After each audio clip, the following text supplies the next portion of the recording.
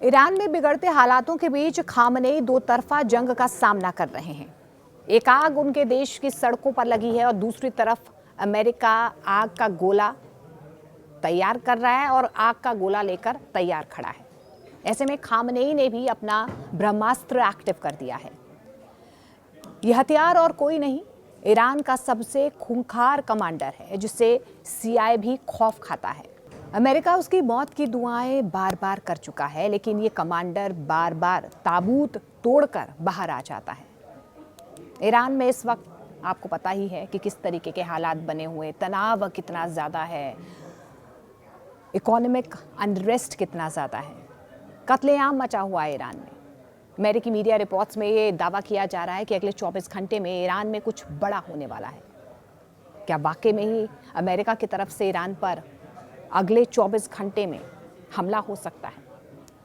इस बीच खामनेई की सांसें अटकी हुई हैं। वो भले ही ऊपर से अमेरिका से जंग लड़ने की बात कर रहे हैं, लेकिन सुप्रीम लीडर जानते हैं कि उनकी सरकार को बचाना हर दिन नामुमकिन होता जा रहा है।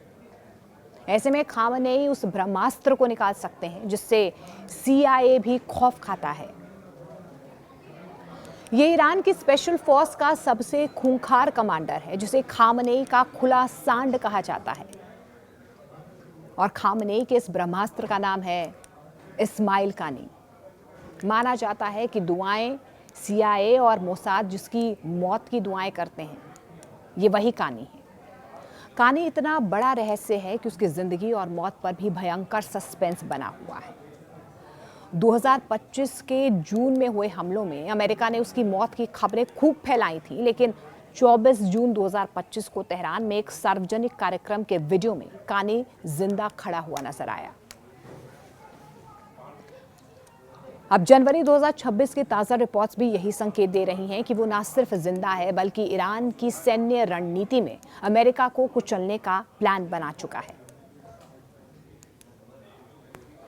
ईरानी जनरल कासिम सुलेमानी की मौत के बाद जब ट्रंप ने सोचा था कि कुद्स फोर्स खत्म हो गई है, तब कानी ने यहां पर कमान संभाली और अमेरिका की नाक में दम कर दिया।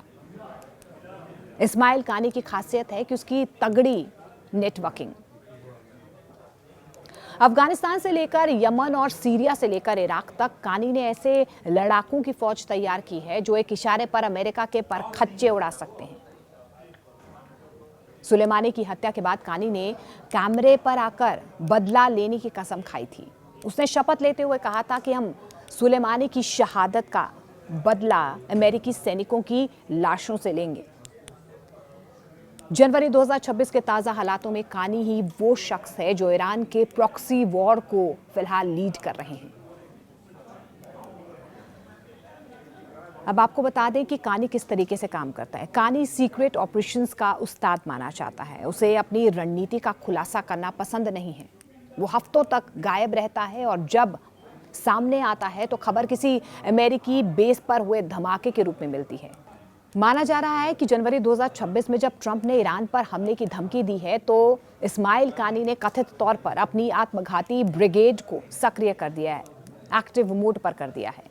जानकारी ये भी बता रहे हैं कि अगर अमेरिका ने पहली गोली चलाई तो कानी का पहला टारगेट मिडल ईस्ट में मौजूद हर वो अमेरिकी नागरिक होगा जो उनकी रेंज में है।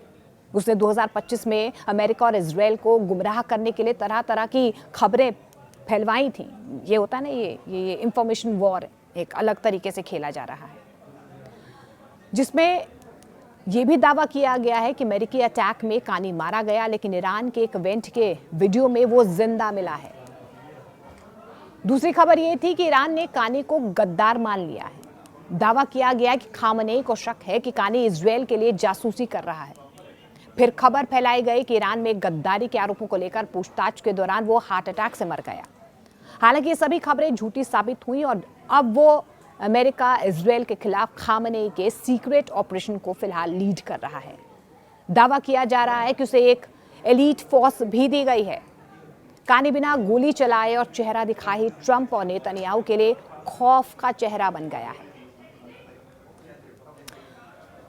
अब आपको बताते हैं कि कानी के वो कौन से सीक्रेट ऑपरेशंस हैं जिसने अमेरिका को अंदर तक हिला दिया है। सबसे पहला, लाल सागर का डेथ ट्रैप। दावा किया जाता है कि कानी ने यमन के हूथी लड़ाकों को ऐसे अदृश्य अंडर वाटर ड्रोन दिए हैं जो बिना रडार में आए अमेरिकी युद्धपोतों को डुबो सकते हैं। लाल सागर में एक अमेरिकी कार्गो शिप पर हुआ रहस्यमय हमला इसी सीक्रेट मिशन से जोड़कर देखा जा रहा है।